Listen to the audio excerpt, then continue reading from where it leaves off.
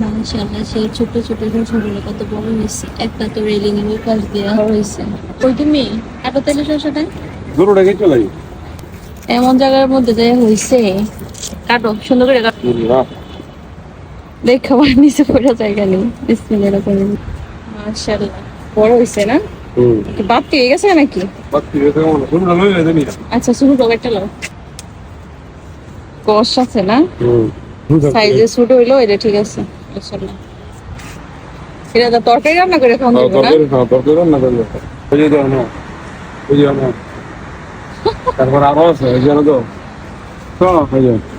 এই যে কত বড় হইতেছে। এটা বড় হয়েছে, এক সপ্তাহ লাগবে।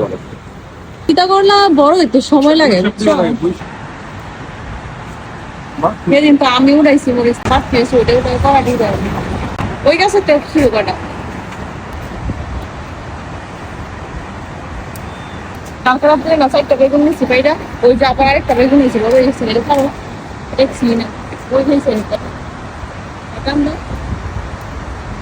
না না পুঁই শাক নিতাম না। ও যে করছো ওই যে শোনো বুঝে তোমার এই যে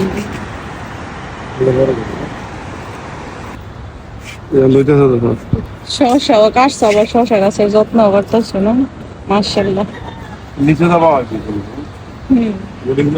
বরবটি সারা দিয়ে একটা ব্যবস্থা করে দিও, বুঝছো? একটু পাওনি দিয়ে দিতে হইব। মাশাআল্লাহ অনেক বড় হয়েছে, কল্পনাও করছি না এতটা বড় হইব। পোলতা গাছটা কিন্তু এই মাছের মধ্যে আসছিল না। ওই যে ওই মাছা থেকে রেলিং দিয়ে পাহায়া এই জায়গার মধ্যে এনে দিচ্ছি। আর এই মাছটা খালি মাছটা যত বড় বড় হয়েছে। কদিন লাগবে?